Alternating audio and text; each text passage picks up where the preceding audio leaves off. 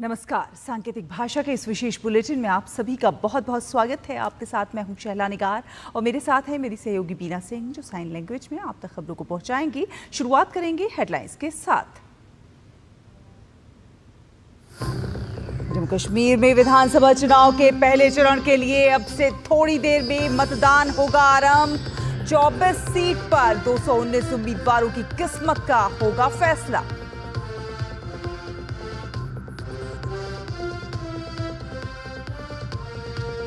हरियाणा विधानसभा चुनाव के लिए प्रचार का काम जोरों पर। भाजपा समेत सभी दलों ने झोंकी ताकत। कांग्रेस अध्यक्ष मल्लिकार्जुन खड़गे आज नई दिल्ली में पार्टी मुख्यालय में करेंगे प्रेस वार्ता।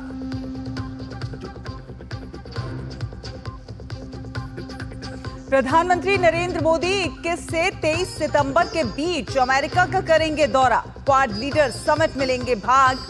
संयुक्त राष्ट्र महासभा में समिट ऑफ द फ्यूचर को करेंगे संबोधित।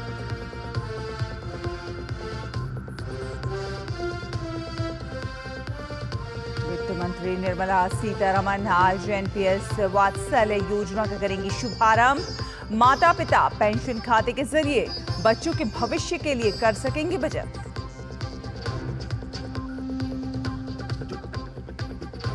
ज्ञानवापी मामले में वाराणसी जिला अदालत में सुनवाई आज। हिंदू पक्ष की वैज्ञानिक विधि से सर्वे की मांग। हिंदू पक्ष ने कहा बिना खुदाई के सर्वे नहीं होगा पूरा।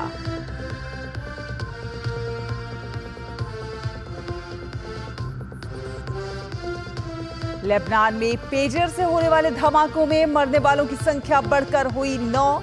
ईरानी राजदूत समेत 3000 लोग हुए घायल। अमेरिका ने हमले में शामिल होने से किया इनकार। हिजबुल्लाह ने इजराइल से बदले की कही बात। चेस ओलंपियाड के 7वें दौर में आज भारतीय पुरुष टीम का चीन और महिला टीम का जॉर्जिया से होगा मुकाबला।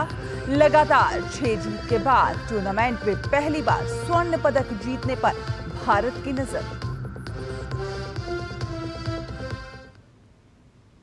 तो चलिए खबरों को विस्तार से देख लेते हैं। आपको बता दें कि आज जम्मू कश्मीर विधानसभा चुनाव के पहले चरण के लिए अब से कुछ देर में मतदान शुरू होगा। वोटिंग के लिए मतदाताओं की कतार देखी जा रही है। पहले चरण में राज्य की 24 विधानसभा सीटों पर मतदान होने जा रहा है। राज्य में एक दशक बाद होने वाले विधानसभा चुनाव के लिए प्रशासन पूरी तरह से मुस्तैद है। शांतिपूर्ण मतदान के लिए सुरक्षा के कड़े बंदोबस्त किए गए हैं। जम्मू क्षेत्र के 3 जिलों और कश्मीर घाटी के 4 जिलों में 24 सीटों पर 90 निर्दलीय सहित 219 उम्मीदवारों के लिए चुनावी मैदान में है। मतदान सुबह 7 बजे से लेकर शाम 6 बजे तक चलेगा। पहले चरण में जिन सीटों पर वोटिंग होगी उसमें पंपोर, त्राल, पुलवामा, राजपोरा, जरापोरा, शोपियां, डीएचपोरा, कुलगाम, देवसर, दोरू, काकेरनाग, अनंतनाग पश्चिम और अनंतनाग, श्री गुफवारा, बिजबेहरा, शांगस अनंतनाग पूर्व, पहलगाम, इंदरवाल, किश्तवाड़, पैडर, नागसेनी, भद्रवाह, डोडा, डोडा पश्चिम, रामबन और बनिहाल शामिल हैं।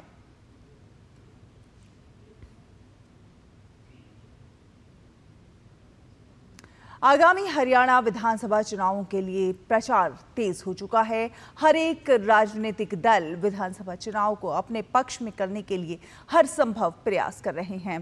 प्रदेश भर में धुआंधार प्रचार और जनसभाओं का दौर जारी है। सभी दलों के राजनीतिक पार्टियों ने अपनी पूरी ताकत झोंक दी है। आज कांग्रेस अध्यक्ष मल्लिकार्जुन खड़गे नई दिल्ली में प्रेस वार्ता करेंगे। हरियाणा राज्य विधानसभा के चुनावों में कांग्रेस 79 सीटों पर चुनाव लड़ रही है।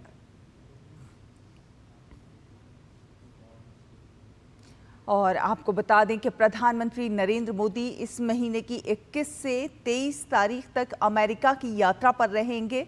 इस यात्रा के दौरान प्रधानमंत्री 21 सितंबर को वॉशिंगटन के डेलावेयर में क्वाड समूह के नेताओं के चौथे शिखर सम्मेलन में भाग लेंगे। इसकी मेजबानी अमेरिका के राष्ट्रपति जो बाइडेन करेंगे। सम्मेलन में नेता पिछले 1 साल के हुए कामों की प्रगति की समीक्षा करेंगे। इंडो पैसिफिक यानी कि हिंद प्रशांत क्षेत्र के देशों के विकास लक्ष्यों को पूरा करने में सहायता करने के लिए आने वाले वर्ष के लिए एजेंडा तय करेंगे। साल 2025 में होने वाले क्वाड सम्मेलन की मेजबानी भारत करेगा। क्वाड समूह में भारत, अमेरिका, जापान और ऑस्ट्रेलिया शामिल हैं। पीएम मोदी 22 सितंबर को न्यूयॉर्क में भारतीय समुदाय को संबोधित करेंगे। अमेरिका में स्थित विभिन्न कंपनियों के सीईओ से बातचीत भी करेंगे और इस मुलाकात के दौरान artificial intelligence, quantum computing, semiconductors और बायोटेक्नोलॉजी जैसे विषयों पर चर्चा हो सकती है। अगले दिन पीएम 23 सितंबर को संयुक्त राष्ट्र संघ की महासभा में समिट ऑफ द फ्यूचर को संबोधित करेंगे। अमेरिका यात्रा में प्रधानमंत्री नरेंद्र मोदी सदस्य देशों के साथ द्विपक्षीय संबंधों और आपसी हित के मुद्दों पर विचार विमर्श करेंगे। एनडीए सरकार के तीसरे कार्यकाल के 100 दिन पूरे होने पर अनेक केंद्रीय मंत्रियों ने प्रेस वार्ता करके सरकार की उपलब्धियां गिनाई हैं। केंद्रीय मंत्रियों ने अपने अपने मंत्रालय के 100 दिनों का रिपोर्ट कार्ड जनता के सामने रखा है। केंद्रीय श्रम एवं रोजगार मंत्री मनसुख मांडविया ने कहा कि पिछले 100 दिनों में केंद्र द्वारा 9 बुनियादी ढांचा परियोजनाओं को मंजूरी दी गई है, जिससे 11 करोड़ मानव दिवसों के लिए रोजगार के अवसर बनेंगे। केंद्रीय सूचना और प्रसारण मंत्री अश्विनी वैष्णव ने कहा कि प्रधानमंत्री आवास योजना के तहत 3 करोड़ मकान उपलब्ध कराए जाएंगे और 70 वर्ष और उससे अधिक उम्र के सभी वरिष्ठ नागरिकों को आयुष्मान भारत योजना के तहत प्रतिवर्ष 5 लाख रुपए का मुफ्त इलाज मिलेगा।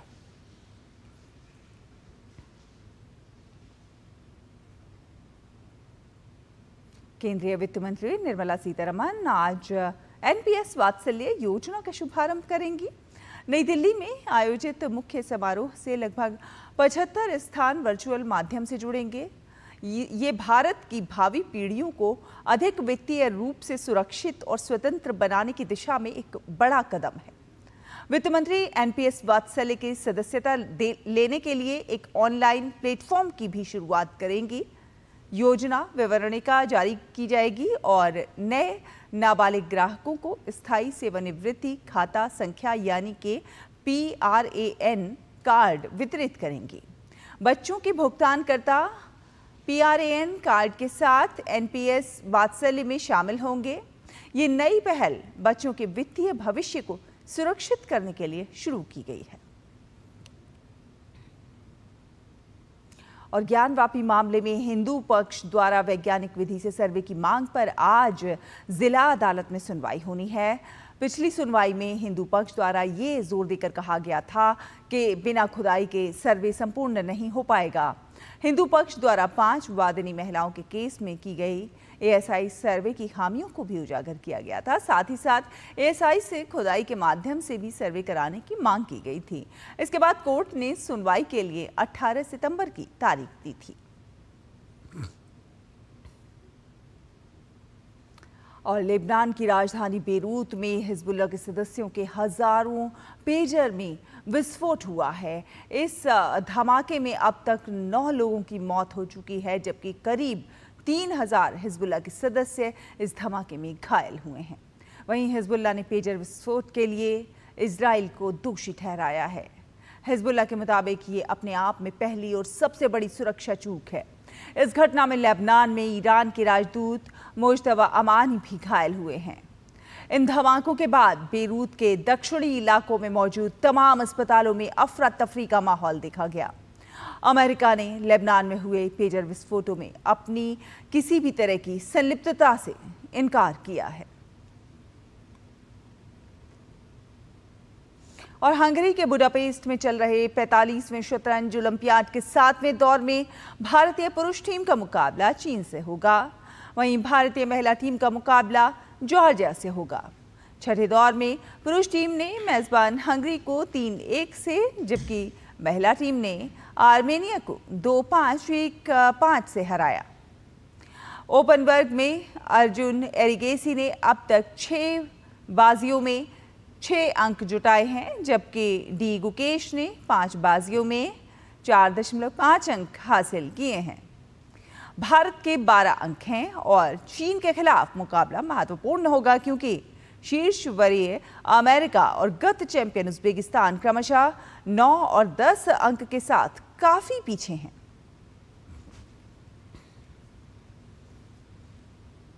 तो इसी के साथ इस विशेष बुलेटिन में फिलहाल इतना ही। मुझे, बीना को और हमारी पूरी टीम को दीजिए अनुमति। नमस्कार।